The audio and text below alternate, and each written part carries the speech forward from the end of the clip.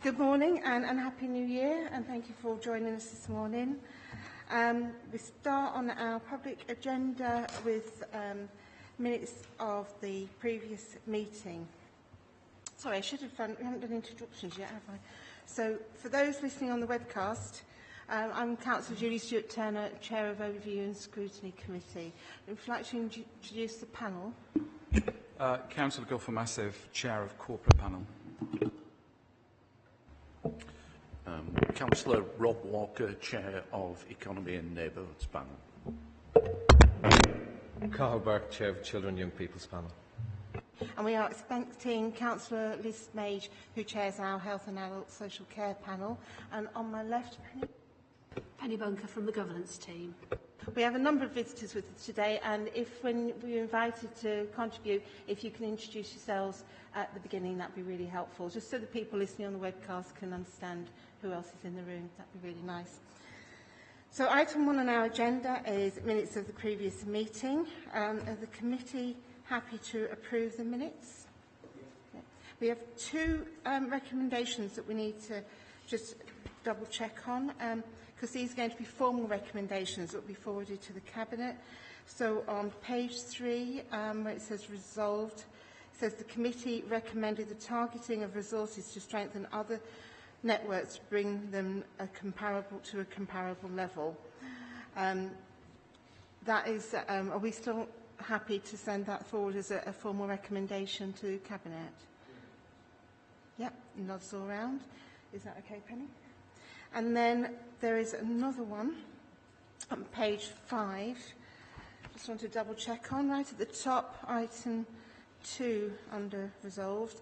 It says that given the need for domestic abuse victims to be able to quickly identify where to go for support, the committee recommended that the information on domestic abuse on the council's website should be updated and enhanced. So are we still happy with that to go through as a formal recommendation? Good, nods all round. We'll get those distributed then. Is that right? Okay. So then item 2 is interest. Do the councillors on the committee have any interest to declare? No? No. And this is all public meeting, so we really welcome all the public, those listening on webcast, and our visitor from the Examiner. And do feel free to get a drink, Nick, if you want a drink or anything. Item 4 on our agenda is the Kirklees Community Safety Partnership. I'm hoping everybody's read the report that's been sent out and the action plan.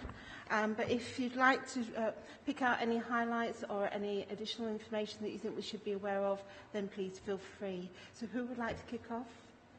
Councillor Mather. It's Councillor Mather, portfolio holder for Communities and Environment. I'm here this morning to present. We welcome the opportunity to present the partnership plan for Safer Kirklees. The partnership plan was launched in autumn of last year, and it's a document that was co-produced with its partners. It sets out a framework under 4 themes, and those are reducing crime, tackling antisocial behaviour, protecting people from serious harm, and improving places. The partnership plan was actually launched with the third sector and all of the partners in autumn to demonstrate how important it is to deliver in a partnership framework. The scrutiny of this work, it actually comes to the Communities Board, where all the partners are represented and each theme is discussed depending on an overview of where they are at and the items on the agenda. I would now like to invite Carol Gilchrist to give an overview of the delivery of the plan. Thank you. Good morning. Carol Gilchrist, Head of Communities at the Council. As Councillor Mather has already said, the partnership plan was launched in autumn last year. So we've been busy putting together some of our strategic plans that underpin the work of the overall strategy. The ownership of the plan currently sits within the Communities Board. A new Communities Board was developed in May 2018, and that's took account of the previous Community Safety Partnership exec, so it broadens out the work. So I'm sure you'll appreciate it's quite broad. The 4 key areas encompasses quite a lot of strategic priorities for us. Councillor Mather's already outlined the 4 key strategic priorities for us, so I won't go over those. But just to reiterate that the plan is very much a partnership plan with a whole range of our statutory partners round the table. We've worked increasingly closely over the last 12 months in particular with our partners in the third sector, really tried to develop the work, understanding that there's a real place for the third sector to support the work of this plan. And in kind of reaffirming our commitment to that, we launched the plan jointly with the third sector leaders board at the back end of last year. So we do have a statutory duty to have this partnership plan in place, as you know, hence why it's then monitored through the Communities Board chaired by Councillor Mather. Key elements of the plan also incorporate our very clear responsibilities to safeguarding, which you'll see in the action plan that's been provided for your papers today. So just to go through briefly, before I take any questions, the 4 key areas.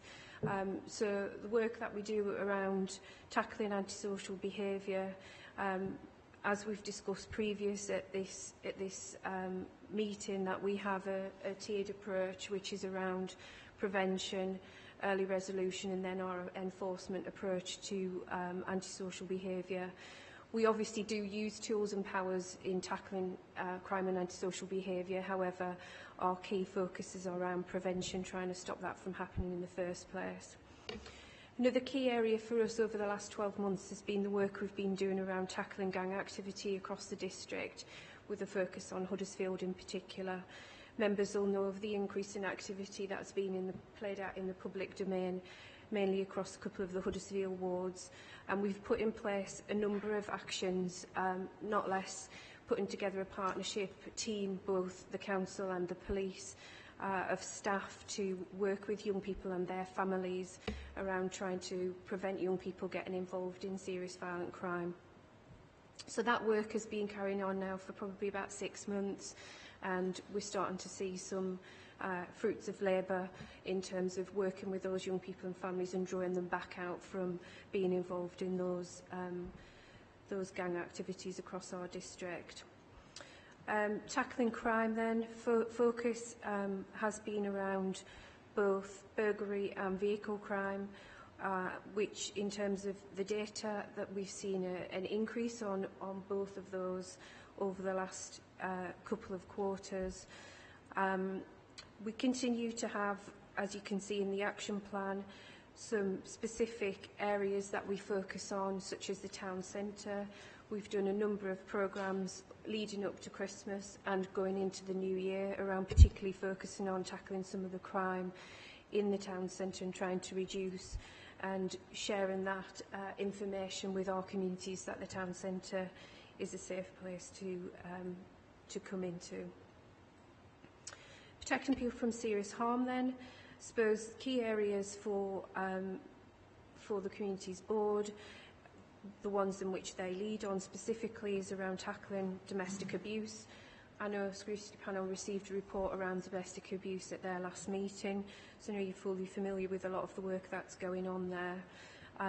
We've just, through Councillor Mather, done a review of that at the Communities Board as well, with a view at looking at how we can get some more resources into the domestic abuse world in order to, again, support the victims and also ensure that we can be more preventative in our approach to that. Human trafficking, we've just, modern day slavery, we've just refreshed our action plan around this area of work.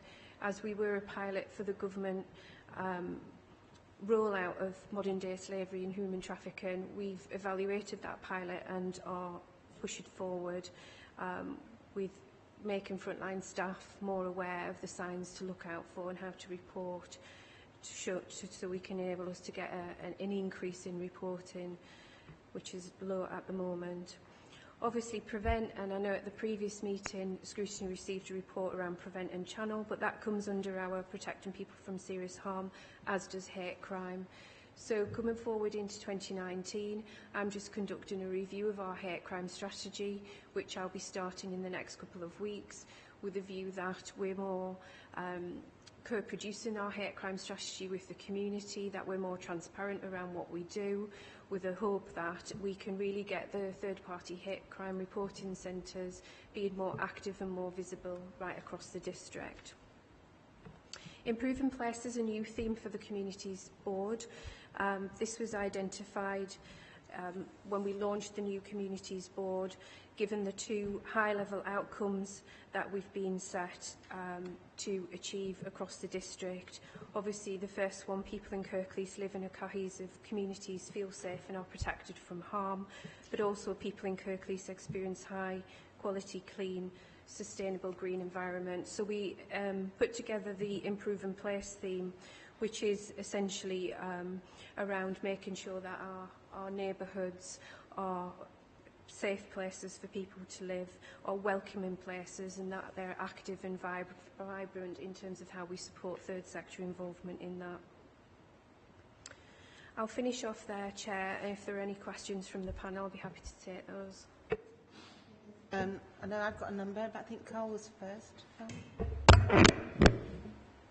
Thank you for the overview of the plan. I just wanted to focus on what's relevant at the moment with the apparent increase in crime and social behaviour, in particular gun crime, and the concern being the age of the young people involved in such crime. You mentioned the preventative work that was taking place. Could you highlight some of the work that has taken place and that will take place, in particular in schools and youth environments, to try and tackle the levels of gang crime and gun crime? Yeah, sure.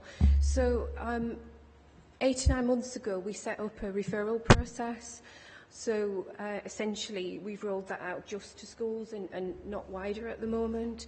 So schools are referring in young people who they deem at risk of becoming involved in gang activity or serious violence. What that process actually does is look at the young person and the family and some of those protective factors that are possibly around those young people in order to enhance, obviously, those protective factors. So there's an assessment done of the young person in terms of looking at what support needs that they're in need of, and then that goes forward to this new established team that we've set up, relatively small team of 6 officers, 3 police officers and 3 council staff, and a package of support is put around that young person, which can be around mentoring, looking at voluntary opportunities for that young person, support with getting that young person back into education if they're at that age, and then working with the wider family around additional support that that family might need. If there's already a social worker involved in that family, then we work collaboratively with social care on that process. Some of the other things that we've done with the team is we've been going into schools and delivering a number of different workshops around making sure the young people are aware of starting really at the bottom level about what it means to get out of a bullying situation, where to report it, what support's available. We've had a young person's victim support worker, and thankfully the Police and Crime Commissioner have recently recognised that there's a need for that, and he himself now has appointed or expanded the work of victim support to incorporate young people. At that time, Kirklees was probably the first local authority to do that, and we've seen an increase in the workload of that officer around supporting young people who were victims of crime. So that's been part of the programme as well. Can I just contribute a bit to that? Because I had a query on that as well. Is I was speaking to one school where a lot of the interventions work for the majority of the young people, but there's a very small number that it's not working for at the moment. And I've had separate conversations with senior officers in Kirklees education team, and they were looking at doing a review as well about how they're supporting schools and working with the most challenging young people. So that I just want to make sure that that work doesn't go on independent of the work you're doing, and making sure that gets joined up, because the meetings I've had include people from your gangs team, which were great, but they weren't aware of all of them, and there still seemed to be a small disconnect. So I think that if we can just join up those reviews, that'd be good. Sorry. Thank you. I understand there is a lot of good work taking place and preventative measures taking place around Kirklees and trying to find out the root problems. I think the concern I would have is about, are we finding out the reasons, the underlying issues young people get involved in crime, how they're accessing guns in Kirklees, and also the work that's taking place to prevent this, and working with families. You said there's a team of 6, 3 police and 3 council. Is that? I would be unsure if that would be big enough, or if you think it would be big enough to be able to deliver on the priorities for Kirklees to tackle this problem, which seems to be increasing.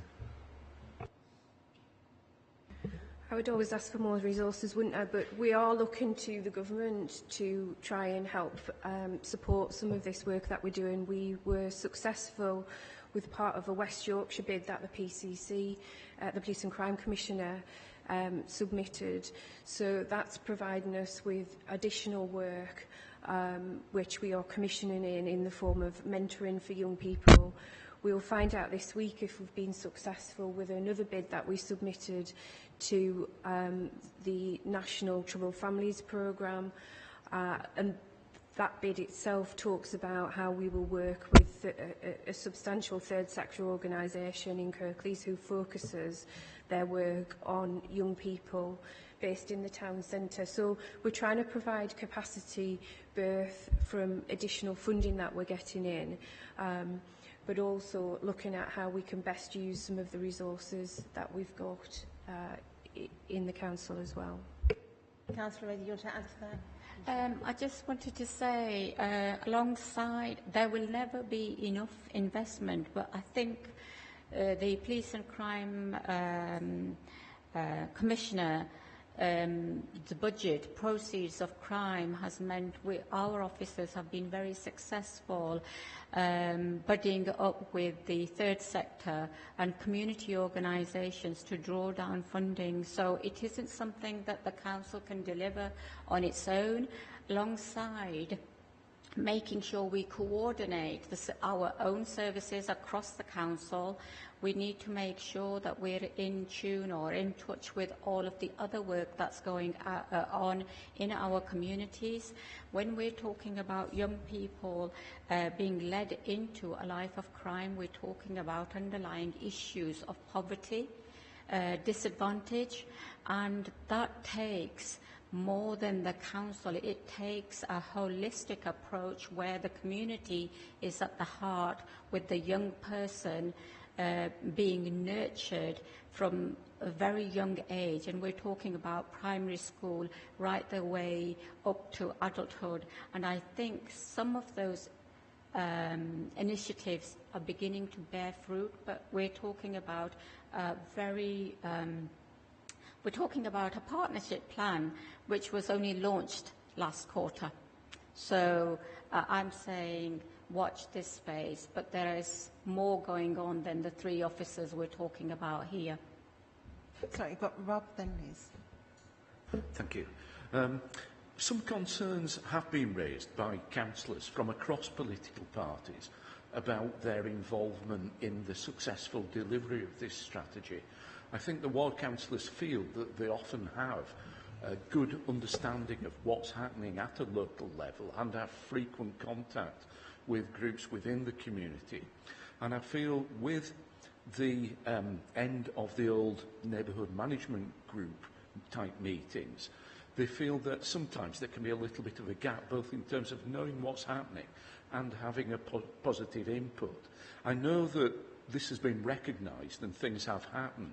Could you tell us a little bit more about what has happened over the last 6 months in relation to this, and what is intended over the next few months to try and bridge this gap and get everybody working together? Sorry, can I just clarify, do you mean in terms of officer and member relationship? Yes, that's right. It's sort of I'm really bringing all the different groups who are working within the community. So they might be the police, could be people who are employees of the council working in different areas, but bringing those together so that information is being shared, so that the strategy works effectively. Yeah, so it's both links with the police, but also with council members, and also, I suppose, third sector groups as well.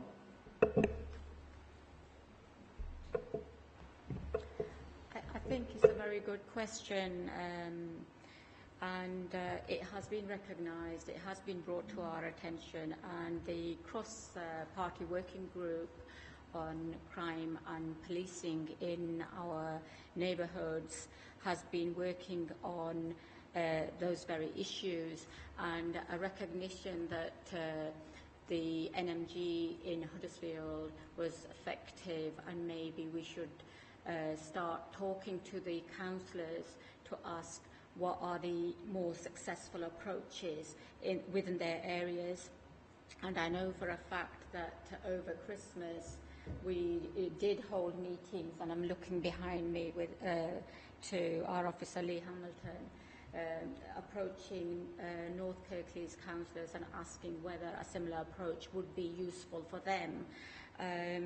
It is sometimes it takes a bit of time, so that group has pulled together a strategy, hopefully a way of communicating how, what, why and how things are done, and on a need-to-know basis, and involving elected members so they know who to approach, and outside agencies how they approach us in relation to issues about crime and policing in our areas.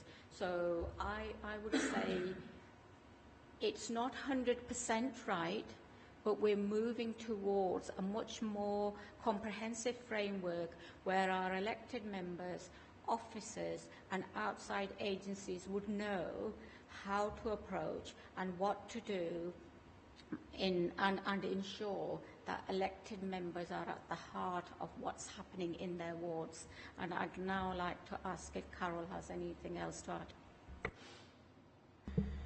Yeah, I think one of the things we did a couple of months ago was to start sharing with councillors some of our tension monitoring reports, weekly reports, and hopefully some of the information in that you found useful, just in terms of us having a communication channel and being able to keeping you up to date with some of the activity that's been going on.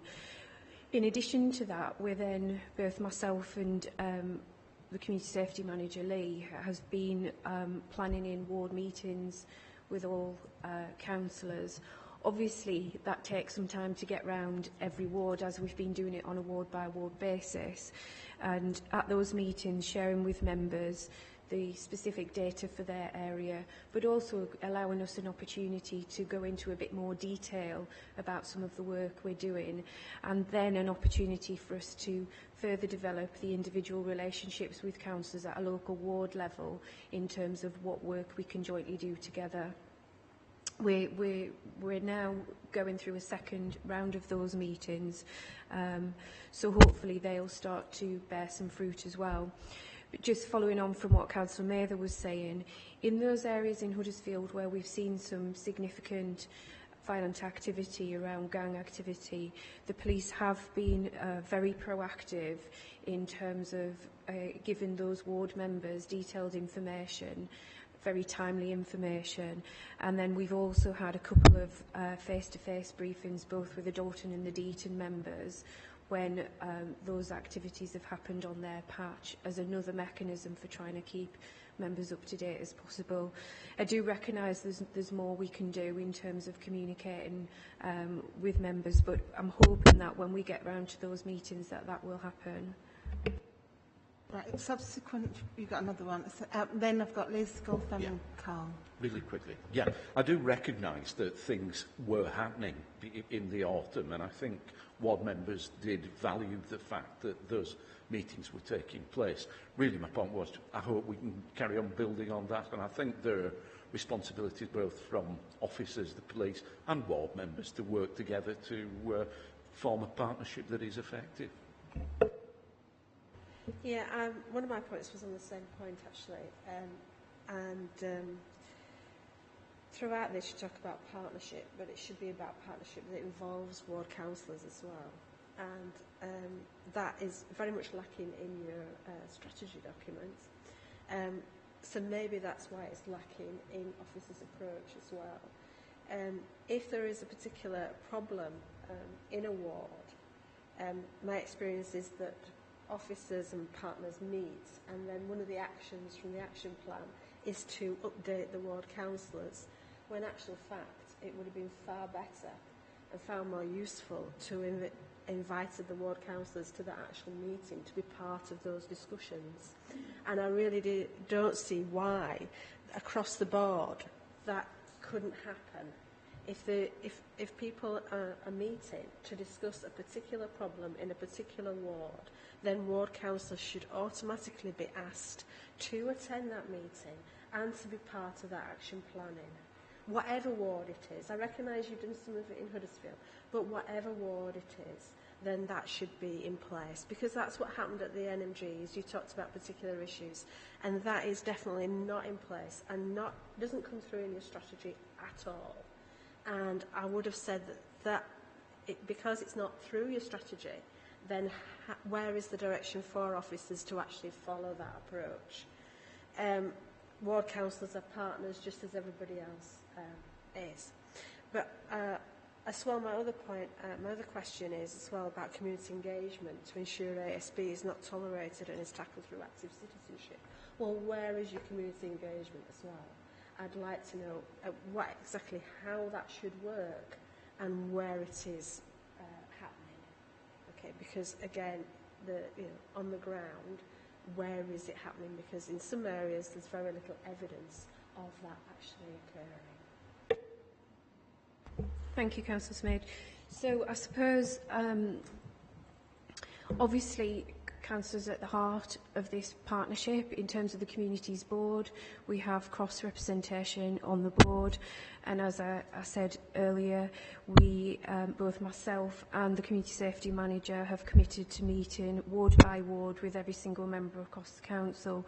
We don't meet operationally on a ward basis in terms of previous what we might have done through NMGs, simply because we don't have the resources to be able to do that.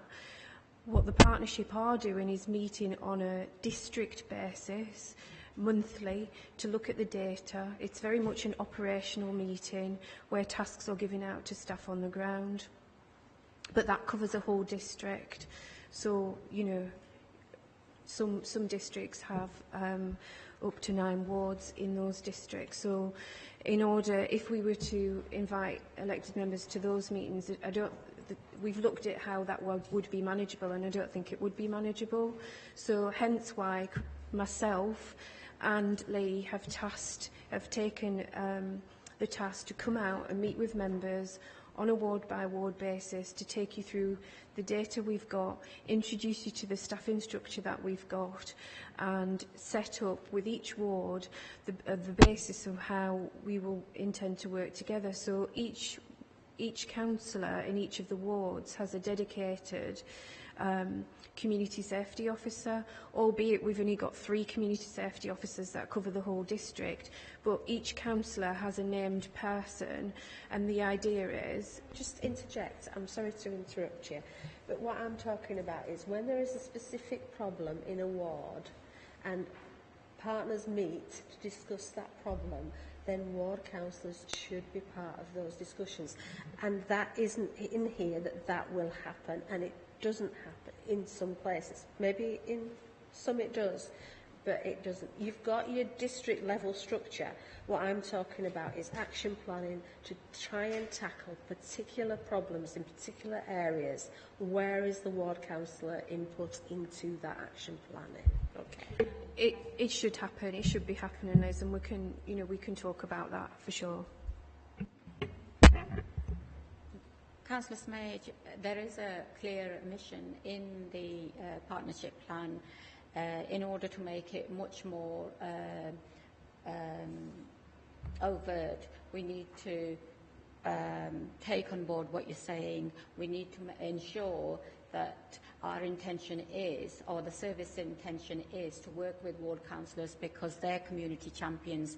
They know what's going on in their district, and in order to make the best use of finite resources is to work with your ward councillors. If it doesn't appear it needs to, it's an omission. And if community engagement is also an omission because we think that it's understood it's a co-production and is owned by the partnership, and part of the partnership is the third sector, i.e. the community engagement. Sometimes when you're in the middle of it, you seem to think everything's covered, but as outsiders, this scrutiny is very important. And Councillor Smage, you have a point.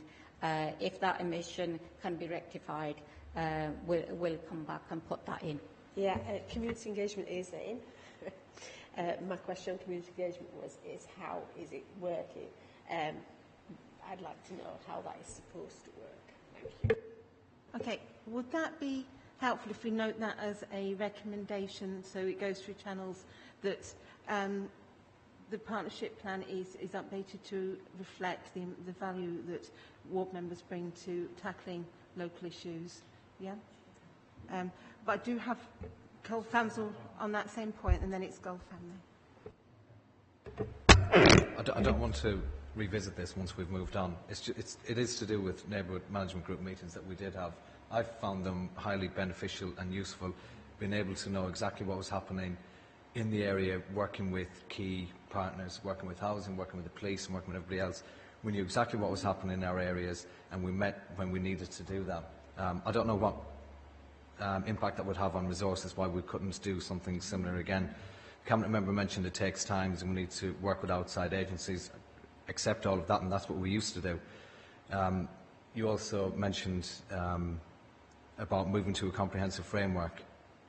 When and how is that going to be achieved so that we can have confidence and our communities can have confidence and feel safe that we are all working together to tackle the issues in our areas? And I do appreciate and accept that work is taking place with community tensions and all that, which I find very useful. But it's this about meeting with key partners, key agencies in our areas, like we used to do, which did work, and I think most people found that really, really useful when it did. Why we can't have something similar again in our own areas. I think you've already answered that once, but if you want to just reiterate, I know it's a resource issue, isn't it? Yeah, it is a resource issue, and I think this is this is one of the difficulties that I think we've discussed, or I've certainly discussed with all ward members at a ward level. But what I have said is that there is no reason why we can't support with an intelligence pack for those members who do want to meet with partners on a monthly basis. What we can't do with one officer for the whole of the district is to service those meetings. We're just not in a position to be able to do that. Thank you, Jack. I just want to thank for the work that you've done so far in the short space of time, and look forward to kind of the bigger picture. One of the just want to add to the information sharing bit.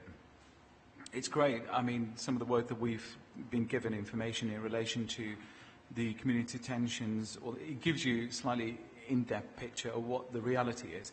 The additional thing I need to add to that is that information, or part of that information in kind of, call it the headline news that we tend to get, which grab the public's attention, not all of the time, but one particular example, which happened in North Kirklees, where I think the headline said that 50 kids creating a havoc and throwing stones and all the rest of it.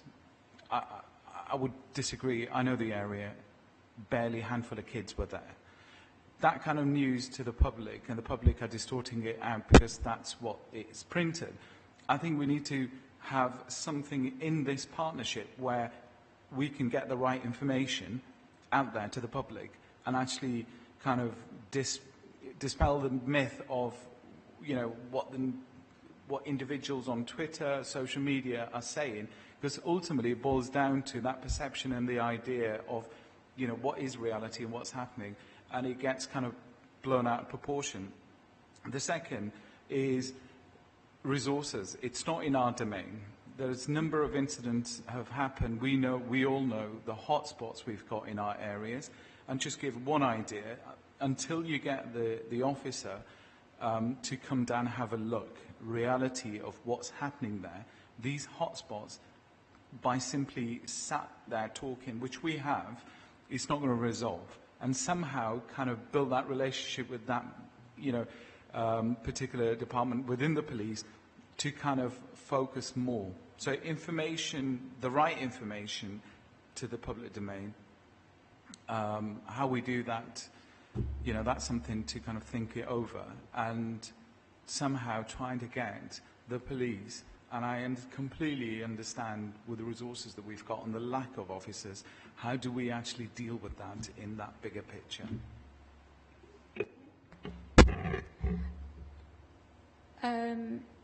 In relation to getting the right information to the public, the instantaneous reporting or social media doesn't actually always help. So we have been thinking and talking about and getting our communications to work much more responsively by getting our partners to work alongside us. So, for example, I think the police have stepped up and they are providing information in relation to needs, in relation to the wards, getting you the information rather than spreading the information is on a need-to-know basis. So the executive team, myself, and then the ward councillors, and then the tensions monitoring report comes out. I know sometimes there seems to be delay, but you have to make sure that the information doesn't get in the way of any investigation that may be taking place, because we could unknowingly taint the information and hinder that investigation.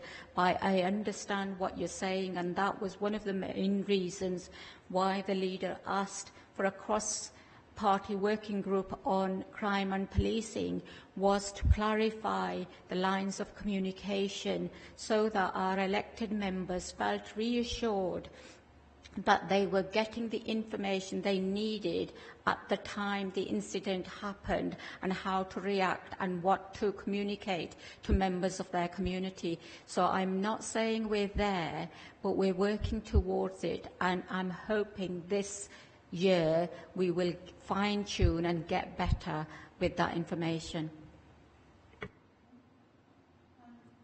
I've just got two other points to pick up on. On page 22, or page 70 of the report, page 22 of the Scrutiny report, we're talking about the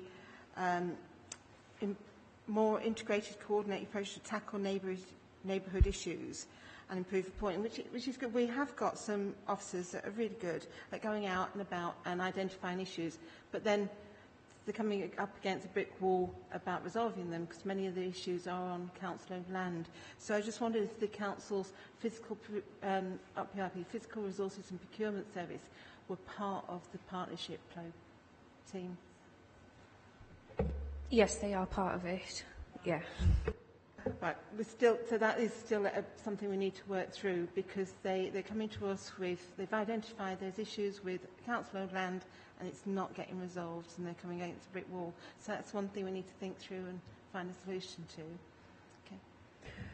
We've tackled one particular very difficult issue of that nature in Dewsbury with a successful conclusion, but it has taken probably longer than 12 months.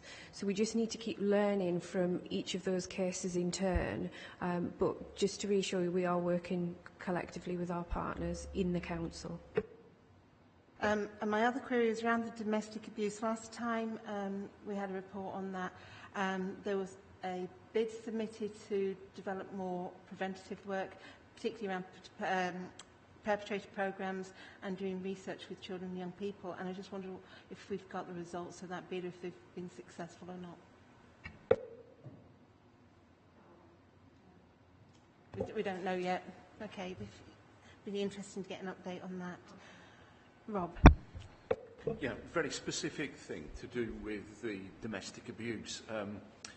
When we had the report at the last meeting, one of the things I raised was the contact with schools and school hubs. And we did, at the Combe Valley School Hub, the meeting in December, we did have a brief presentation about what was happening with the strategy. And one of the things that came up from that was how timely information was getting out to schools when domestic abuse had occurred within families where children were in the schools. And there seemed to be something of an issue about the amount of staffing there, and that potentially being a block on how quickly the message of it were getting out to schools. So I just thought it was worth raising as something that did come up as an issue from head teachers. They were concerned about that.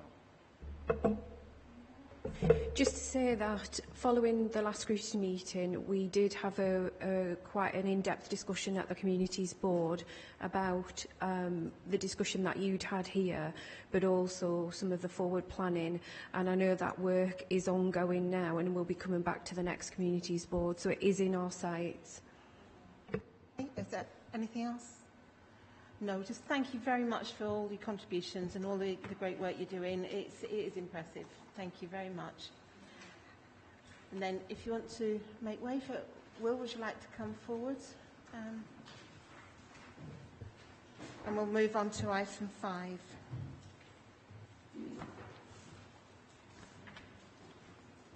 So we just have a pause while we all change seats.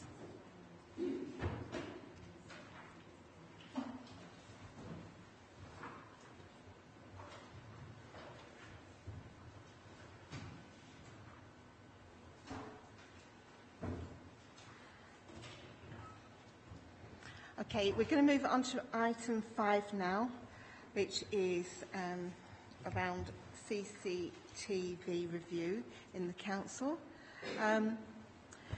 So we're going to invite, well, if you just introduce yourself at the beginning. Please bear in mind that the members have had the report, so you should have all had time to read it, so we don't need to go over it all. But if there's anything you think needs highlighting or adding to, then please feel free. Thank you. Thank you, Chair. So we brought an update today to Scrutiny because we were conscious that it had been quite a while since we last did one. So I'm Will Conley. I'm Head of Operational Services for the Council, so I look after a number of services across. I lead on the strategic element of CCTV, and you may mention Kirklees direct mentioned within this, but that sits under Dave Thompson separately for the day-to-day delivery. Also with me is Liz Twitchett. She's the operations manager, so she tends to do more of the day-to-day things. So if you've got some more operational questions, then I'll bring Liz on that. If not, then hopefully I can answer. So the paper really is, like I said, it's reflecting on that in 2017 there was a cabinet paper linked to economic resilience that was about bringing together our what we call our open space CCTV monitoring to our out-of-hours services, and we're conscious that we're a couple of years down the line now, so it's worth coming back again, giving you an update on where we are, where we've got to, and sort of the paper contains 2 elements. One which is a recent update to our senior leadership team, which is in private, and the other one is the cabinet report itself, so that's a whistle-stop talk. And just to reflect, because it's mentioned this private report, that is only because it's not gone through formal channels for approval yet, so it's not in the public domain yet. So it's not hiding anything or anything from anybody. It's just not gone through the formal processes for sign-off yet. So not everybody's seen it. But the public report should cover most of what we need to discuss today. And the reason that I'm really glad to have it here is because, as you say, it's 2 years on. Actually, I think it's 3 years, nearly 3 years since it came to scrutiny. And I am very concerned about the slow progress. I think you might have had similar experiences, but it's like every time it's mentioned, we can't do anything because it's under review. K&H can't do anything because it's under review. Community Safety Team can't do anything because it's all under review. And because CCT, if it's all under review, it's like everything stops. So we're a bit concerned about the length of time it's taking. So do you have any new timescales or programs that you can share? So within the report itself, it gives a timetable of summer 19 in the sort of covering report, which is when we're looking to have moved to what we call the finished model from our out-of-hours KD service. So that includes moving from Flint Street into a more resilient hub in Civic Centre 3 to a specification that we're all comfortable with, and making sure that we're also putting the capacity in there as well in regards to the systems, the processes, the people ready for bringing on board K&H, one of our partners, and we're also in discussions with Huddersfield University as well to bring their monitoring on board as well.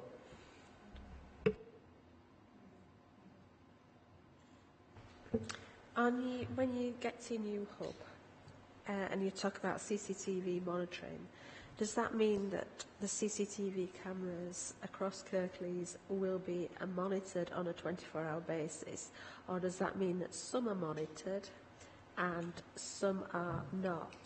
And will you, if it is the latter, will your expanded capacity, because you're saying you're taking on the university, possibly discussions with the university as well, will your expanded capacity make it possible to monitor those CCTVs that aren't that maybe not currently monitored, to actually monitor them all the time, or if there's a particular problem, can you start monitoring them for a particular period of time?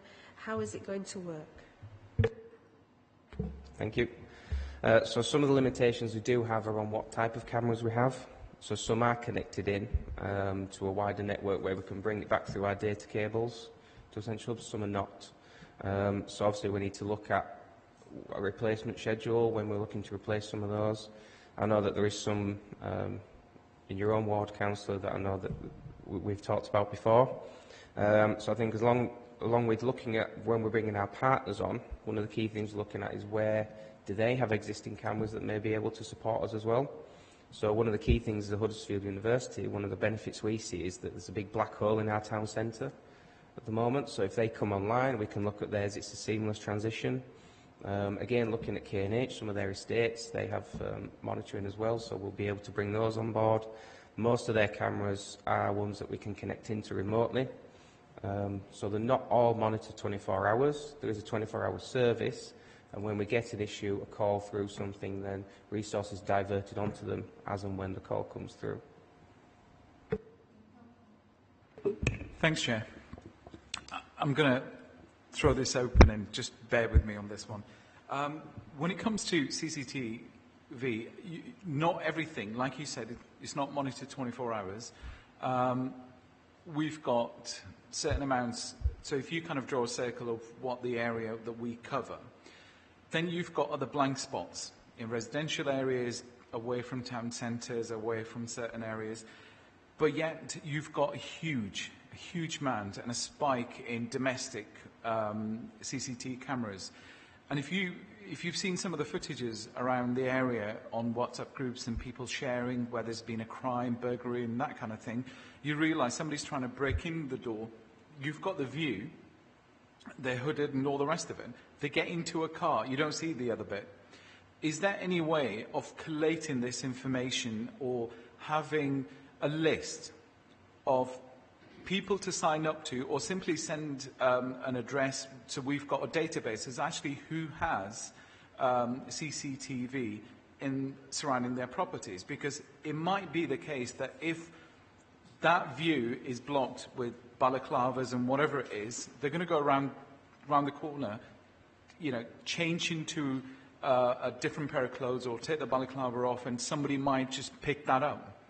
They're going to go further on, they might change their car or something. So you've got exactly when the crime happened, and you've got a database of exactly mapping it out as to where we can get that information. It's not for somebody to knock on the door and say, can I have footage of the last 24 hours every single day, every week. It's a case that when something happens, someone's going to pick it up. Same with dash cams. You've got people driving around with dash cams oblivious to what they might pick up. So it's a case of somehow linking in with the previous report that we've had on partnership building is the public are there without realising they could be helping to solve a crime or do something, and having that database of exactly where the hotspots are, where the crime happened, just similar to when an incident happens and the police are there looking for witnesses. You might be driving past, you've got a dash cam, you don't realise it, but it might have caught something. So, linking with the previous report to this one, to the work, something that the public can actually do their bit into trying to solve a crime. And it goes back into preventing it, because if there's a sign going into a particular estate and saying CCT camera, and the more the message going out there that, it might be that I might have a CC camera and next door doesn't. But ultimately, there is this scope of, when you start drawing the circles of where the scope of that coverage is, you build up a bigger picture. Yes, thank you. I completely understand where you're coming from with that. One of the issues we have is that the main sort of service that is the hub for that is the police. So we can't go into people's houses, we can't look at their CCTV, there's all GDPR reasons, data protection, things like that. But we do have a very tight partnership with the police already. So we have Airwaves, which is their specific radios that house within our 24-hour service. The police call into us, they come and review footage, they do it live. So, for example, we've been very successful in tracking people. So where there has been a crime or an incident, they can come and we can live track somebody, and we inform the police where they're going, if they've gone down a side alley, if they've changed car.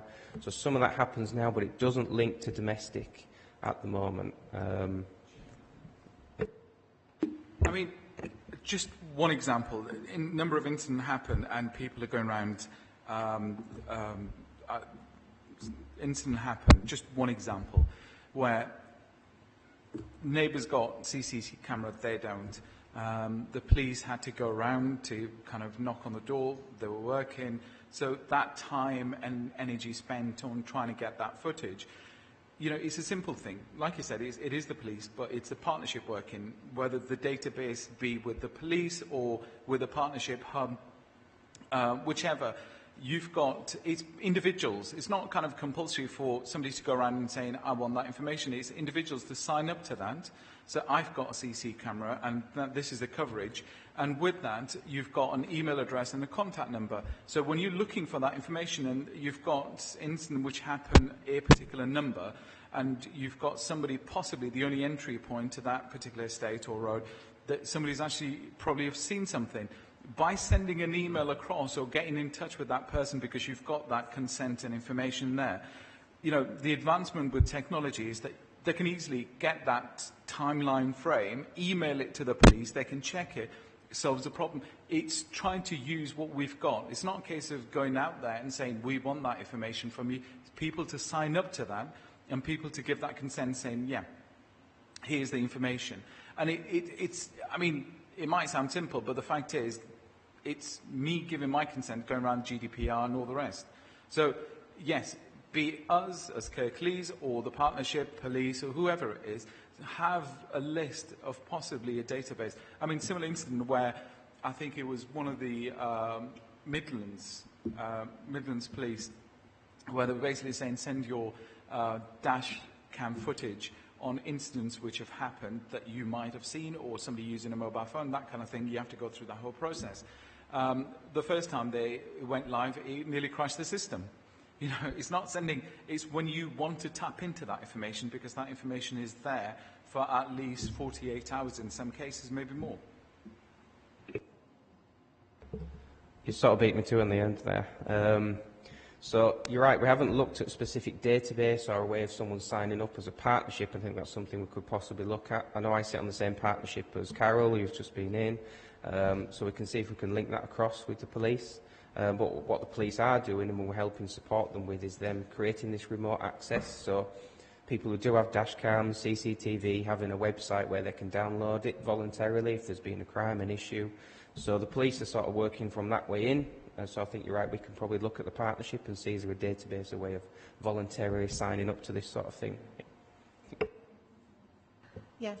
So, Carl, is you next? Thank you. It's more of a general point you touched on briefly at the beginning about the number of cameras. Can you tell us how many cameras we have in Kirklees? How many are maintained? You say some of them are monitored.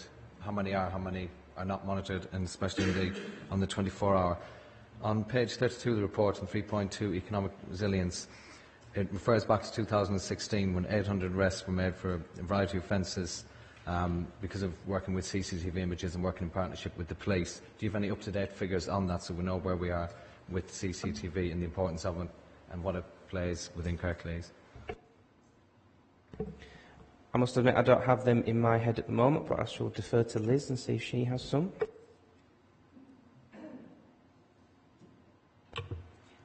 We've currently got 152 CCTV cameras across Kirklees. All of the, every one of them is recorded 24 hours a day, so it might not be monitored. There might be somebody looking at every screen at any particular given time, but they are all recorded 24 hours a day, and they're rotated round. So the camera operators have got each one of them goes through every one of the 150 cameras on a rotational basis. So we do actually look at every camera at some point during every day. I don't have the most up-to-date figures for this 2018, 2017. We were up to 912 arrests as a result of CCTV activity with West Yorkshire Police. Okay, two other little ones. Firstly, I do think it's great that phase one's completed, and to read this, to have this multi-skilled team with all the staff trained, I think that's a great success. So that is, I'm really chuffed to read that. So it's not all, we're not all being completely negative. It's just been the lack of information, I think, and the delays. There's one reference in the report to phase two, bringing in children and adults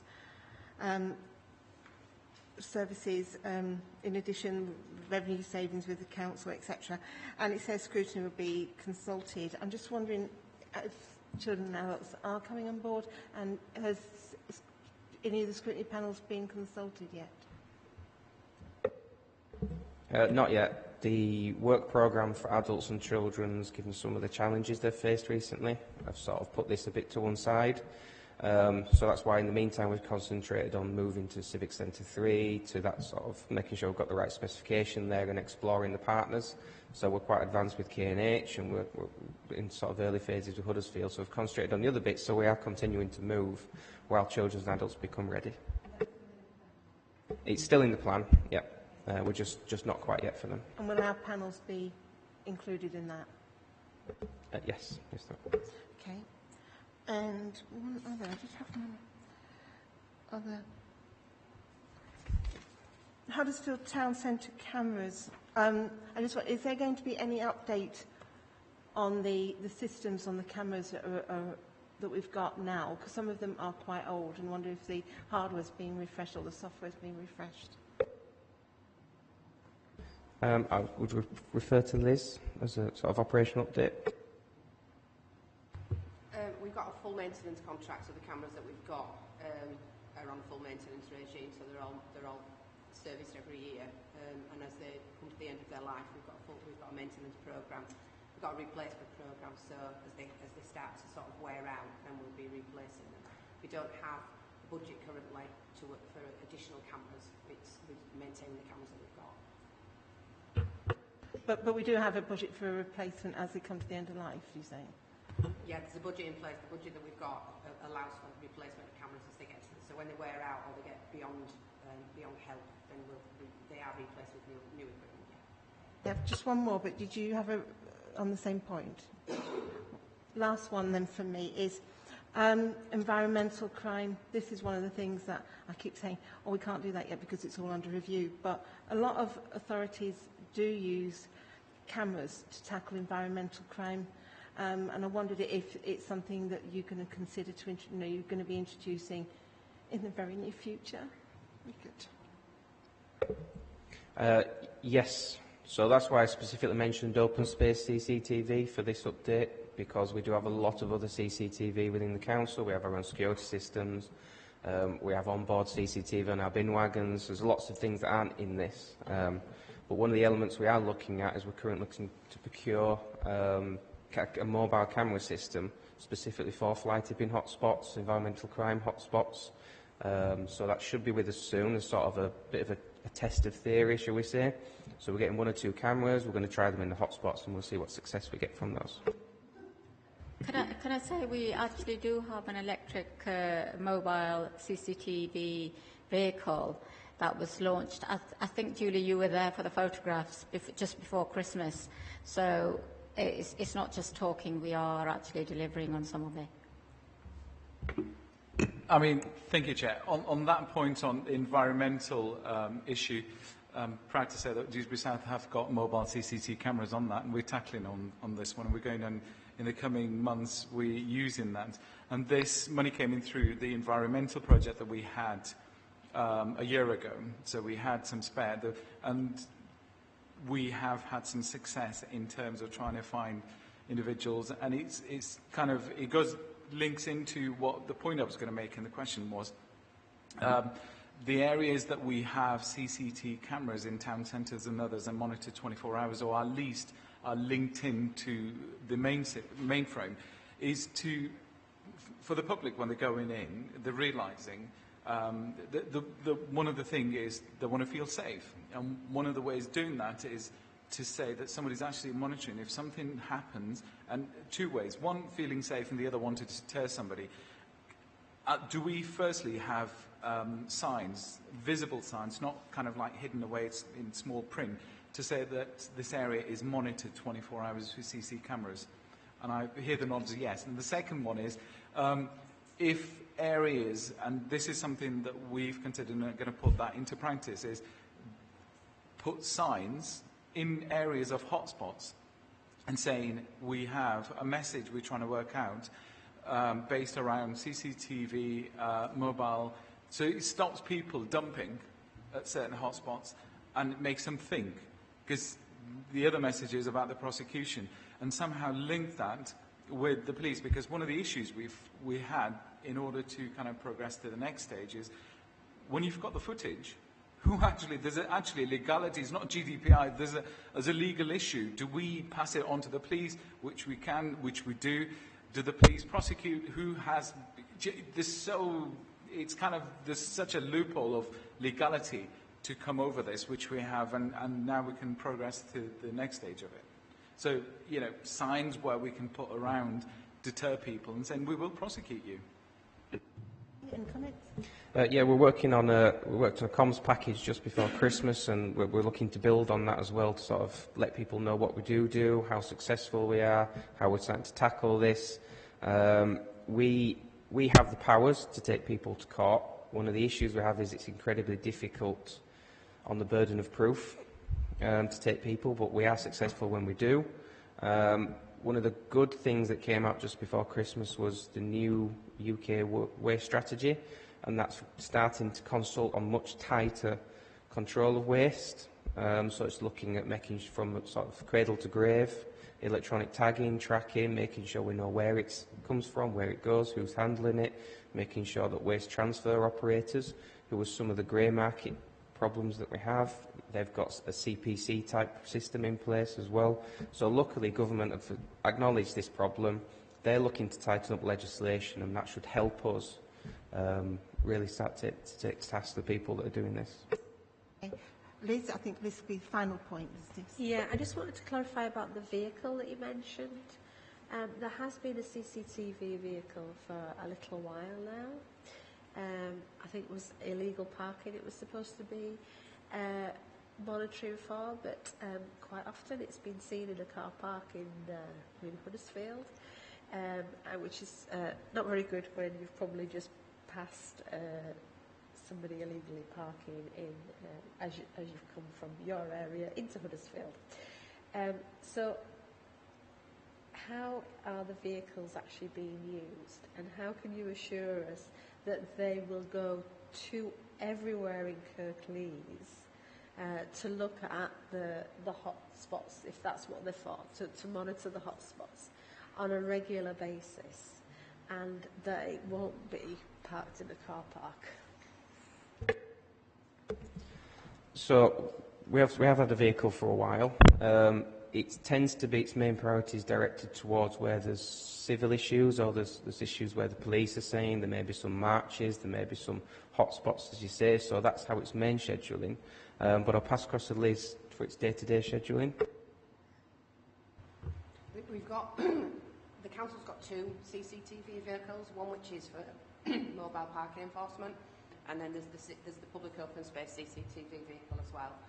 So when we first bought the CCTV vehicle that we use for parking enforcement, the government have changed the goalposts on us since we bought that vehicle, and the only things that we can use that vehicle now for legally for parking enforcement is school keep clear markings. So with Mr Pickles removed all legislation around any other type of parking enforcement to be done by that vehicle. So it is out and about, but obviously because it's only school keep clears, it's only out and about sort of during school times, because that's the only thing we're now allowed to use that vehicle for. The CCTV camera vehicle that is for public open space vehicles, we've now got, because we've got more staff that can actually drive it. So we're using that much more with the Community Safety Partnership. They're asking, so the police can ask us to take it out, so events and things like that might need additional resources, so that they've got the eyes and ears on the ground, because we can send the pictures directly back to the control room from that CCTV vehicle. And then the community hotspots, we're working much closer now with the community safety team for them to identify where the CCTV van can go out as a deterrent and be out and about and record what's going on a daily basis. So it's not scheduled to go anywhere. It's a reactive service, much more reactive now than it's been for the last sort of 5 years.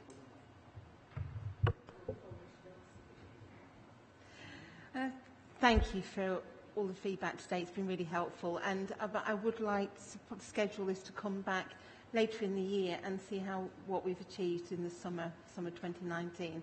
See if we're on track. Is that all right? Thank you. And feel free to get off. Right. Okay, we invited Mike Henry to join us for the next item, but we've been his time scale. He's a bit ahead of time. So we do have an urgent item I'd like to fit in now. If you can, you've got this urgent item here around the Joint Health Scrutiny Committees. Liz, you are lead on most of the Joint Health Scrutiny Committee stuff. So do you want to comment on this? The West Yorkshire Health Overview and Scrutiny Committee is looking to put in a working group of 6 members, and I think the intention is to take it from the representatives on the joint committee initially, who have been involved in the discussions so far, to actually do this on a particular area of work in relation to the West Yorkshire Health Partnership work that it's undertaking. And therefore this paper is just coming here to ask for the approach in the paper to be approved by the Scrutiny Committee. Okay. Is everybody happy to approve that we do this?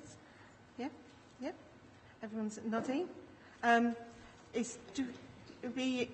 Makes sense. You lead on the Mid Yorkshire, I'm talking to Councillor Smager, but Councillor, because you lead on the West Yorkshire one and the Huddersfield Calderdale Trust one, so you've got a really good grip on what's going on. So do you feel you've got capacity to take this on? Yeah? Happy to do that. So are we all happy to do that? Yeah? It's only a short one. And it's best you can hit the ground running, know what's going on. Thank you for that, and thank you for looking after us all with it all. It's really nice. Yes, sorry, Penny. Can I just check? Yeah. You're formally nominating Councillor Smage to be the representative on the working group. I'm formally nominating it. Show of hands, we're all happy with that? Yeah? Welcome, are you happy with that? Yeah. Lovely. Right, thank you very much. Right, we move on to item 6. We've got some new guests with us. When I call you to speak, if you'd like to introduce yourself for the webcast, that would be really helpful. We've had time to go through the paper you presented. I'm assuming everyone's at least gone through the sections that are relevant to them, so you shouldn't have to go into too much detail. But if you'd like to give us sort of an update as where we are with this process, and that would be really helpful. Thank you very much. I'm Rachel Spencer-Henschel. I'm the Strategic Director for Corporate Strategy. I think, as you say, Julie, it's not worth going into huge amounts of detail because you've got the papers in front of you, but I know that Mike came to a previous meeting and talked through our new approach to performance management and what our aspirations were in terms of making this much more about outcomes rather than some of those very detailed activity measurements.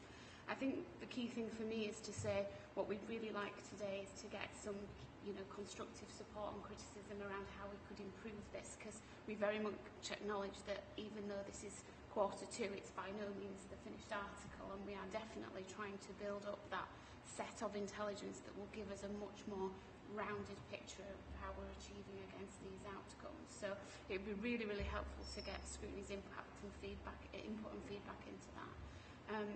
I'll pass over to Mike to see if he wants to add anything specific around the detail, but I suspect it will be short.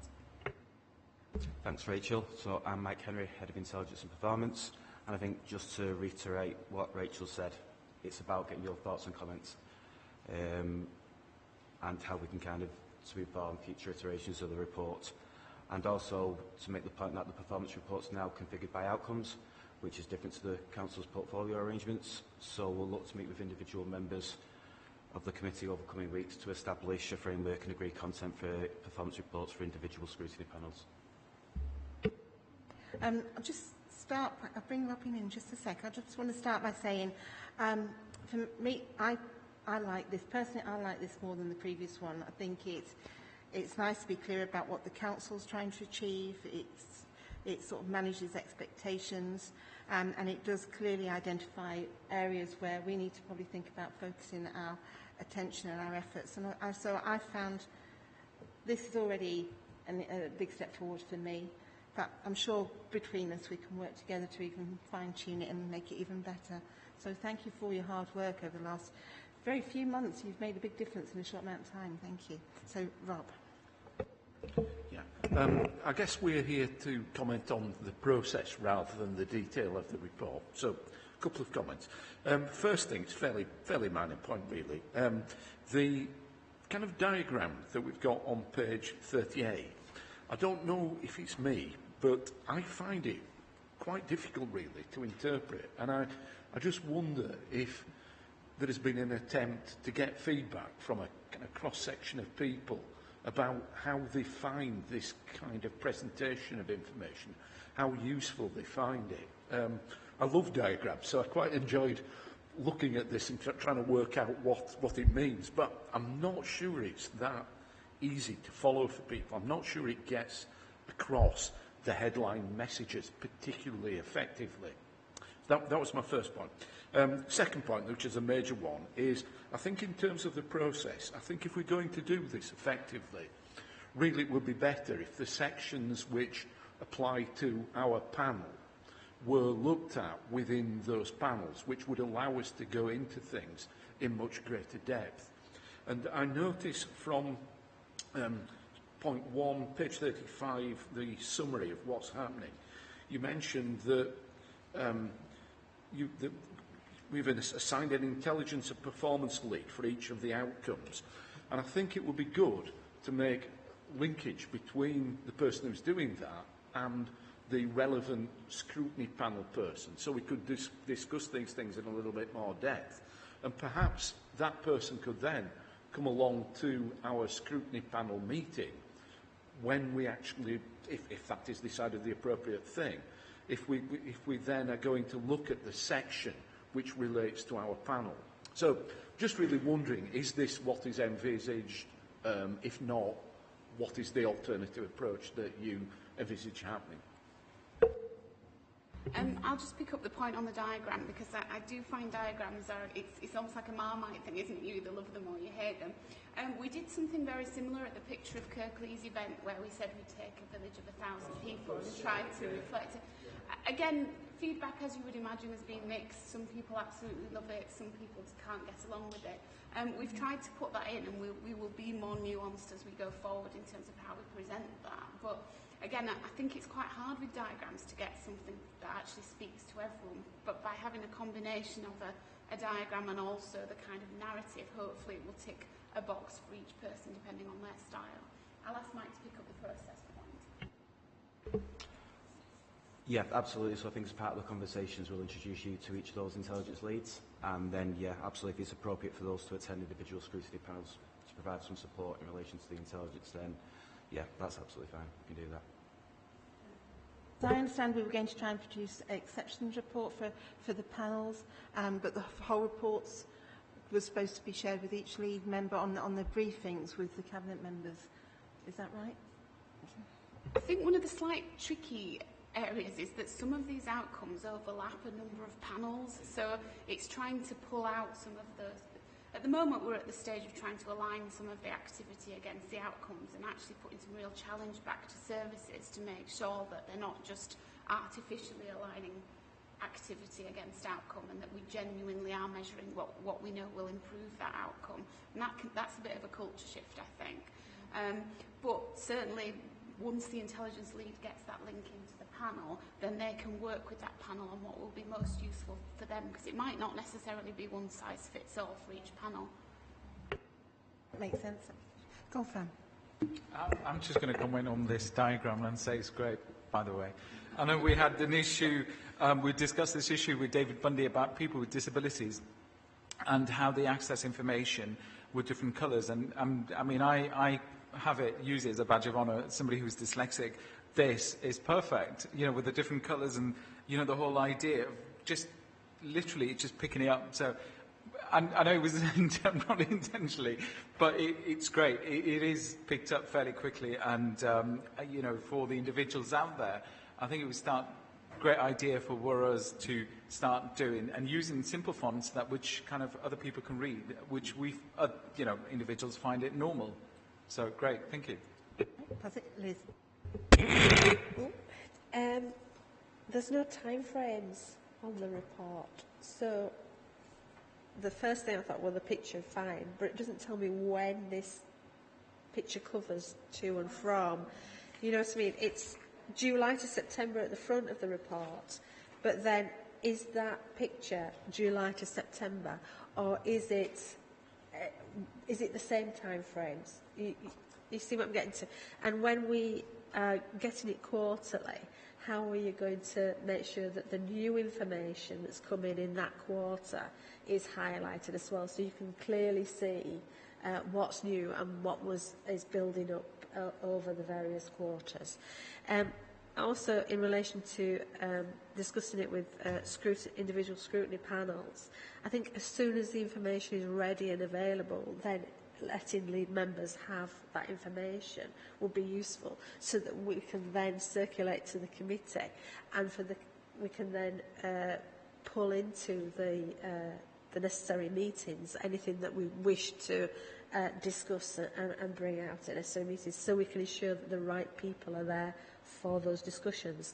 Because certainly in the one panel it would involve not just council officers but officers from partners as well, and therefore we need a bit of notice to be able to get those people here. So while it's still just been produced and is available, then please let us have it straight away, and we can work on it accordingly, I think, certainly from that mine.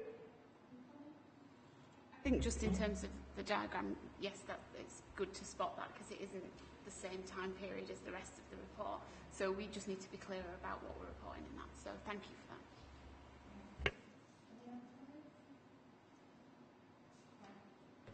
Rob. Yes.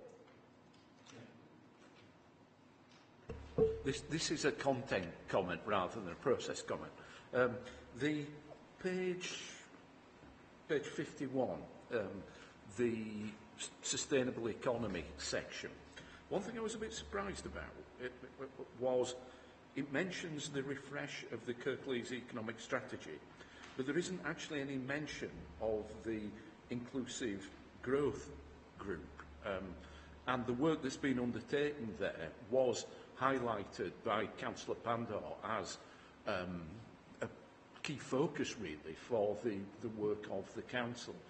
And I know this quarter was quite early days in terms of that work being undertaken, but the work had started and I was a little bit surprised that there was no reference to it.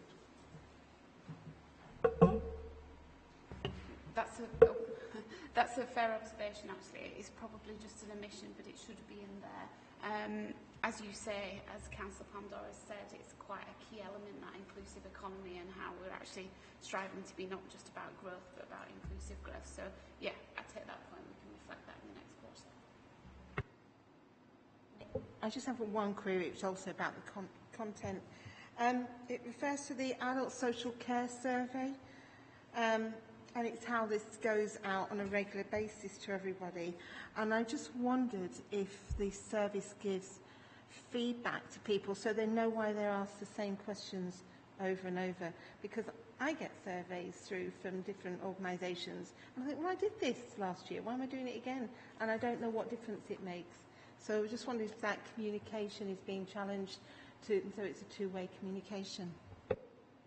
And I think that's a very valid observation, and actually it's not just limited to surveys within adult social care. So what we've recently done is we've set up an officer citizen engagement group to provide some governance over what our engagement approaches are with the community. So actually we can have a bit of a process because we've got a set of principles about how we want to engage with our communities. And actually part of, I think you've probably come across, we've been doing some work with the place standard, which has been discussed in a number of forums as a way to get some insight back from communities. But what we're very conscious of is that you can end up doing lots and lots and lots of consultations with the same people, and people just end up not getting any idea of what's changed as a result. So I think it's a broader point, but you're right, and we're trying to plug adult social care into that as we speak to make sure that we've got a much more strategic view of how we're consulting with our citizens and communities. Please. Yeah, I appreciate it's a paper copy here, but if you're sending it out, presumably it will be electronic as well. And so it might be useful to have links to where it references surveys and other documents, to actually have links in there to things, so that if you wanted to delve a bit deeper, you could without having to come back. And also, if there's been something where you're using data, I noticed there's one area where you're using data from 2016. Is there something where you're going to be doing a new data gathering process? You know, is there? So if you're pointing us to 2016, we're now in 2019. So when is the next data gathering available? So that we can gauge whether it looks quite out of date in 2016. So the obvious question is, okay, so how are you going to get up-to-date information? Well, if there was a reference to this will be updated in, then you would have that answer, and again, it would need to come back. Okay. I think just, I'm speaking for Mike here, but I think that paper would never be our ideal for any kind of performance report, because actually what would be brilliant is if we had the sort of technology where you could scrutinise and dig down into things that you specifically want to look at that will link to other sets of information so that we get a much richer picture. And certainly that's the ambition, and we're currently looking at how we could use technology to be able to do that. So by you having an outcome lead that you can work with your panels, then you can help to shape how that will look for you as well going forward. That's right, you're good at scrutiny. Yeah. Good. So next steps then is the intelligence lead to contact each of the lead members to arrange a get-together with them and look at how they can contribute to the different panels' work. Is that right? Is that the next steps? Great. And then when do you come back to us then? Because when do you have this... we don't know if we need to have the report every quarter come to scrutiny, because it's a very full-on agenda, and if it's been looked at in the panels, perhaps we think we need to keep on top of the progress and where there are interdependencies and as a collective. So we think it should come back maybe every 6 months or so back to this. Is that fair enough? Does that make sense to you? Yeah? Do you want to contribute to that, Gold? Yeah, just... Thank you, Chair. Rachel, just wanted to... You know the maps you've got further on of food hygiene ratings, waste management, when it's online, can you actually zoom in to click on individual and find out, or is that just the overall? Unfortunately not currently, but as I said, that would be our ambition, that you'll be able to look at much more granular detail in relation to that. At the moment it's just a picture of a graph, unfortunately, but it's certainly in our ambitions, and if the steer is definitely about getting more, the ability to scrutinise more, then we certainly will look at that. Yeah, certainly it has been one of the best maps I've seen in terms of clearly, but when you're trying to zoom in, that dot possibly could cover about 7 miles from one side of, and you're trying to figure out which is the hotspot, which is the kind of affected area or whatever. Thank you. I would like to see this as a tool for lead members to explore the detail that's relevant to the work they're doing. So, and also to highlight areas where they need to probably focus their attention or build and develop their work programmes. So that's what I'd like to see, that is an intelligence database that supports the work of scrutiny panels. Yeah. Thank you. Thank you very much for that. It's lovely to see so much progress being made as well. Yeah, great. Thank you. So we go on to item 7, lead member reports. And the first one that we've got is Children's Scrutiny Panel. Carl, do you want to say anything on that? Yeah, you can see it on page 61, the report for the Children's Scrutiny Panel. I'll just go through it briefly, and then if there's any questions, I can take them at the end. So I'll go through the panel meeting that was held on the 10th of September. The main highlights for that one were going through the strategy for partnership working in early help, the multi-systemic therapy, family mental health service, family conferencing, and CSE and safeguarding update, which we received.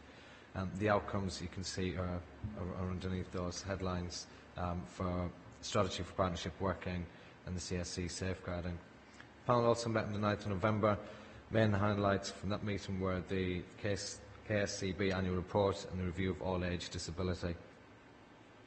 The outcomes, again, are underneath for each headline. The monitoring work that's taking place at the moment, so the elective home education ad hoc panel is ongoing. Meetings have taken place with parents and carers to gather their experiences of home education in Kirklees. The evidence is also gathered from prominent AHE blogger, Leeds City Council, Calder Council, and parents and carers in those authorities as well. So that work is ongoing. Ofsted visit on the 4th and 5th of December for full inspection. The results of the inspection will be considered at our next panel meeting, which is next Monday. The panel continued to gather evidence from parents of children with special education needs and disabilities. The Ofsted visit is anticipated, and Ofsted would like to provide evidence that they have actively engaged with and included the experiences of parents in Kirklees in the services development planning. The panel continued to have and monitor the improvement journey and considered a refreshed 10-point improvement plan. The panel recognised the work done by all staff within children's services, and we're also encouraged to see the progress that has been made slow progress, but however positive improvements are being made, and the panel will continue to monitor that. So the panel meeting taking place next week on Monday will be the statistical information relating to children in care, which is a standing item, the Ofsted letter, which will be provided to us by the new DCS, CAMS transformation plan and autism waiting list update, schools as community hubs, and also we're having a report on the virtual school and the work that takes place within that and the benefits.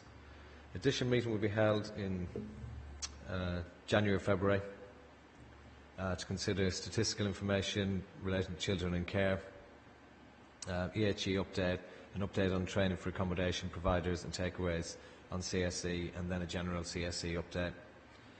Key challenges: the inspection of Ofsted for special education needs and disability will challenge the service. The scrutiny panel will continue to work alongside the service to assist where we can, where possible. The panel would like to be assured that schools are receiving good support for the additional challenges they face as part of the community hubs and early help strategies. And the panel would like to be assured lessons have been learned from past cases of CSE and be confident that the current strategy will prevent children from being vulnerable to harm and abuse. And we want to ensure that whilst we carry out this work, that we do not conflict with any of the work that's taking place or duplicate any work that is happening at the same time, but work with and complement all of the work taking place with regards to CSE. I met with the new Director for Children's Services before Christmas. We went through the work programme and the challenges that we faced. We had a positive meeting, and the new Director for Children's Services will be attending our meeting next week to introduce herself to the panel and her priorities for the coming year. Any questions or comments? No? I just really looks good. Really, lots of wonderful work going on there. Very busy, and it's all to be complimented on. It's really helpful the way you're involved in the special education needs stuff and those issues. My only area of concern is the elective home education and the support for that, as we've now lost the support officer. Has there been proper handover, or is that on track? Do we know, Penny? Carl? Yeah, yes, we did lose a valuable member, but we have gained another valuable member, and we've discussed the work of the ad hoc panel going forward, and we are confident that we will get the work done, and we know what lies ahead. It is complicated and complex, working within the different areas of elective home education, but we're gathering the evidence, and we've got a plan and meetings lined up. Thank you. So moving on to the next, we have Liz. Your panel's next. Yeah, I'll just pick out a couple of things. We had a discussion on winter pressures. Last winter, we received updates on winter pressures in January. And we found some reports that we got very useful on a regular basis from partners to update the scrutiny panel about the pressures that they were facing. And we've been asking for a report that's both from health partners and adult social care together to give that overall picture for scrutiny on a regular basis as to the pressures that are being faced. There are two separate A&E boards that cover Kirklees, so it is slightly complicated to provide one report. But we are receiving an update from the Calderdale and Huddersfield side of the system, which is very useful to keep scrutiny abreast so that we can identify any particular areas that we may wish to discuss in detail on an urgent basis within the upcoming panel meetings, if there are any issues. The meeting in next week will focus on fetal alcohol syndrome. This was the scrutiny panel were asked to look at this by a member of the public. We've been doing some research into it, and the discussion will include attendance by an investigator of a UK-wide study in determining the incidence of fetal alcohol syndrome. and we're looking at it from both a health perspective on how it's identified from a health perspective and the ongoing support that's needed for any child with FAS. We also in February are looking to have back the mental health rehabilitation recovery service, the service model that they're proposing, and also the outcomes of the impact assessment on the closure of ambulatory emergency care unit at Dewsbury. And the panel will take a view from that as to the way forward that they would like to look at that. We're also on the joint health side going to have in February a joint health scrutiny Calderdale and Kirklees joint health scrutiny committee meeting. Okay. Any questions or comments? No, just great job, Liz, as always. Well done. Golf family next. Thanks, Chair. The panel received an update on the 31st of August meeting on procurement. This is the work which has been ongoing in an external organisation. The broader aims of the project were to challenge, redefine how goods and services were procured, to ensure that all the third-party spend was necessary to support the local economic growth, looking at spend to stimulate local social and contribute to the good value. The saving target was 6.5 million across 6 categories, and can I just add to that? This is an ongoing work that they're doing. This is kind of the second time it's come back. Some of the key issues highlighted, some of the work Rob's doing, and I will go into further on. We had a briefing on social values, and this is part of that kind of work which is going in. This work is, procurement is going to come back for the final kind of input as to what they've done. So far, it was just an update as to what the whole process is going through. On the 24th of September last year, we had the informal libraries review. The reason for this, this hasn't gone into the public domain. Some of the issues surrounding some of the stuff, it had to go to the Cabinet, so hence the reason it was set on an informal basis. Some of the panel advised on the proposed principal framework that had been agreed by the Cabinet on 21st of August. The whole idea of the cutbacks to have the libraries, how we see the library, traditional libraries have been, as you can see, a number of things have come across from the officers, from the work that they've done, and how we contributed to that. I mean, one of the key areas of what the members and the panel wanted was libraries are not traditionally seen as libraries in that sense. It should be situated where possible on one floor to ensure an effective and cost-effective delivery model. A local plan should be developed for each area to reflect the different needs for each community. It's more like an open shop where you just traditionally going in to get a book, but at the same time use other services as a central hub.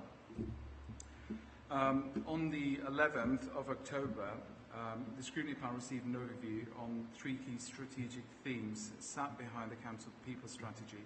Part of it, which Rachel's gone through today, but it's kind of on a larger scale.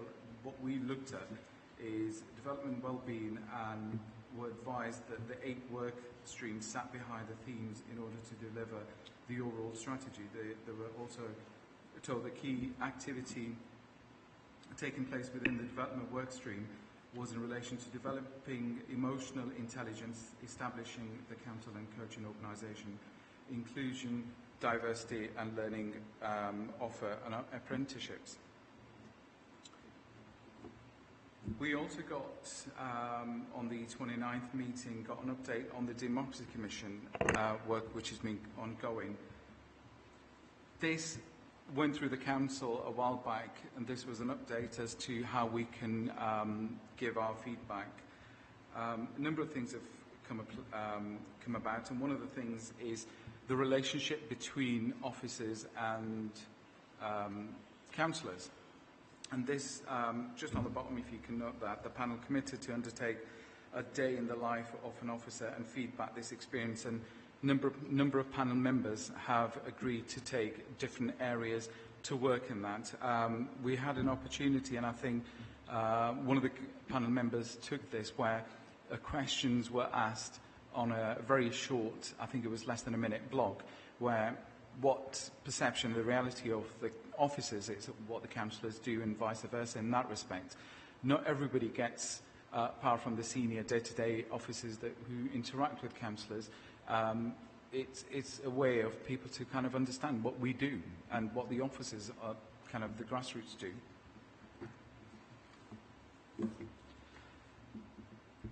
This, on the 1st of October, we had the joint briefing with Rob. This is in relation to the social values. Part of the district's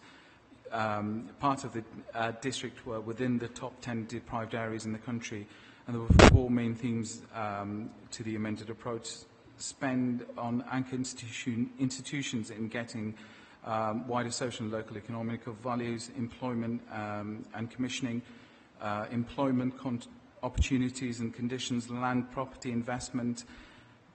When we look at social values, it means different things to different individuals. And what I was trying to do from the procurement side is that how do we actually tap in to the local talent that we have?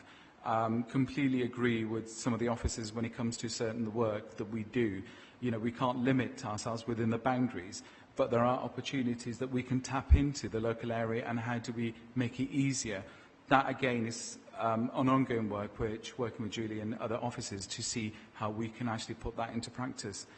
Finally, the recommendation issued in relation to finance. In the past, we've had where Eamon would come in, give us a briefing, and we would have a quarterly briefing in terms of, you know, what we're looking at. We've set principles, we've set issues of what we're looking at, and Eamon is aware of the full contents of what we're looking for. So it's a case of, you know, any issues that we've got, that can be covered in briefing. When we bring it back to the panel, we can then go into depth and have at least the panel members aware, and Eamon is not just kind of giving us details that killing us with jargons kind of thing. So as you can see from their number of recommendations, including the corporate scrutiny panel highlighted the requirements to consider grants to parish council as part of the budget consideration, which hasn't been looked at in the past. In terms of looking ahead, the panel will receive a training session from the LGA on commercialisation in the new year, and we'll open this to all members should there be interest. And this is, thank you to you, Chair, for bringing that up. I mean, it was part of that discussion that we've had, myself on the, as a lead briefing that I've had with Rachel, but I think it is an opportunity for the Council to move forward. Some of the highlights or some of the stuff that have been picked up is we're locked into certain contracts with external companies, and we've got opportunities going forward in the next 12 months. I think, you know, finding out the true contents of what this is and taking that control and building on that. And this training, I would recommend, once we do set dates, to anybody who's interested.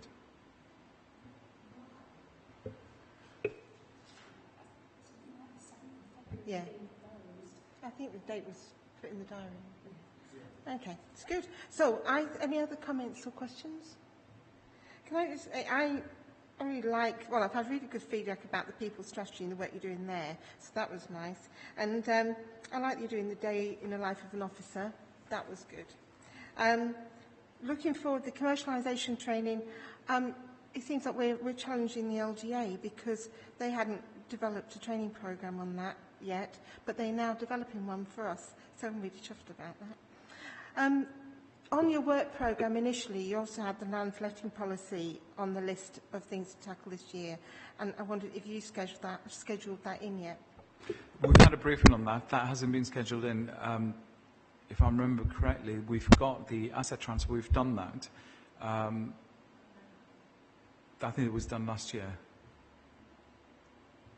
I'm sure we have. The transfer was, but the land letting policy was new on the list at the beginning of this year. It's not been scheduled in as far as I know. So if you can just check that out, get that in your work programme, that'd be good. I will do that on that one. I think we've had a brief discussion in one of the briefings. Can I just like to add my thanks from the panel and certainly from the this management committee to Elena McGlade. She's been fantastic help for a number of years, certainly 2 years to myself, and she's not left the council, she's moved on to another department. She's done some amazing work, and his officers such as that and Penny here to kind of give us the background and give us a backup. So I really appreciate and sincerely thank her for that. Great. Yeah, we do have a really good team. Thank you. So, Rob, you're next. Right. I'll just focus on the last couple of months before the Christmas break. 7th of November meeting, we focused on the strategies for town centres in Kirklees. We were specifically looking at Huddersfield and Dewsbury, so we didn't look at the smaller towns and villages, which is something I think which does need to be returned to next year to look at in more detail. Interesting really looking at what's happening there. I think the big concern that stemmed from the meeting was looking at how partnership working is going. I think particularly in relation to Huddersfield, given that there are quite a number of different groups all looking at different aspects of what's happening with Huddersfield Town Centre. And there I'm referring to groups that represent the wider community rather than just the view of the council.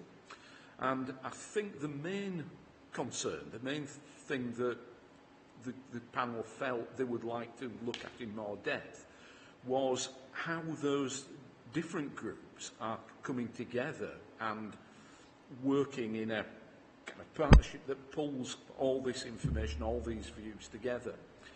The view was, I think, that to do this in great detail would be difficult given the need for officer support to undertake this work.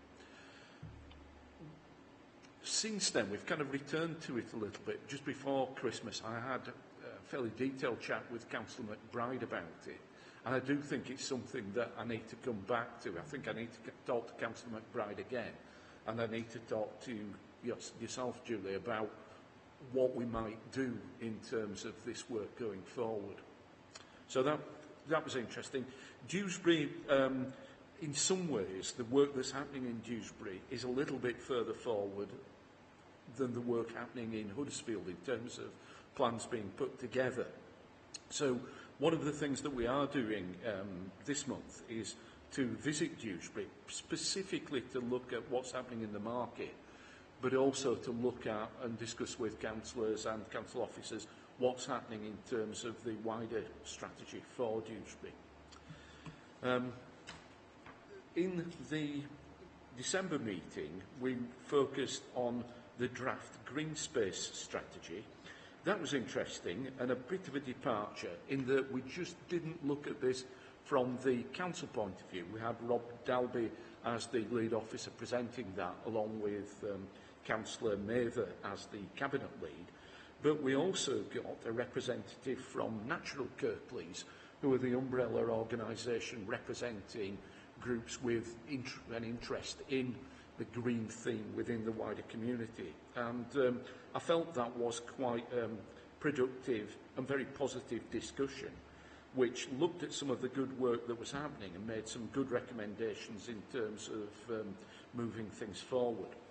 We also returned to an update on rough sleeping and the Council's severe weather emergency protocol, which we looked at in quite some detail last year. We looked at it in 2 different meetings, but it was good to have an update on that, particularly looking at how third sector organisations are coming together and working more closely, both in South and North Kirklees.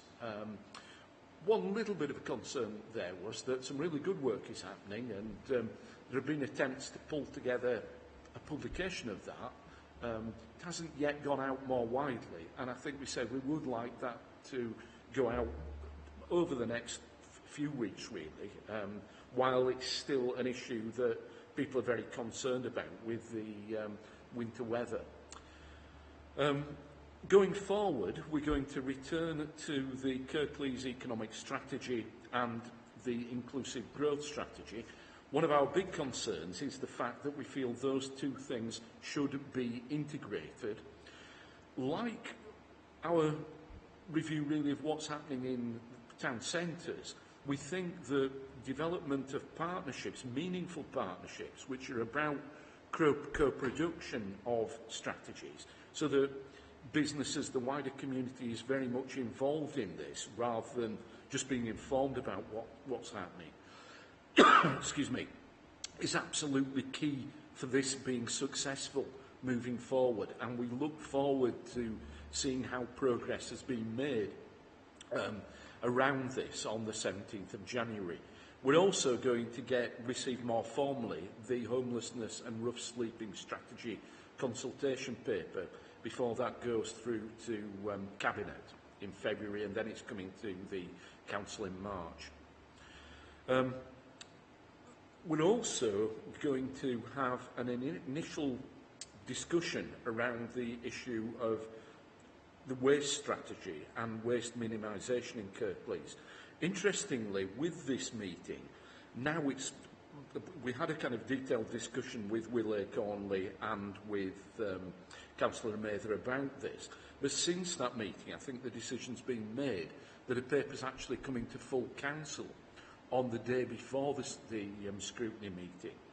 So there is obviously no point really in terms of a detailed presentation again at this meeting, but I think it will allow us to go into some of the issues in greater depth and perhaps follow up some of the issues that arise in the council meeting.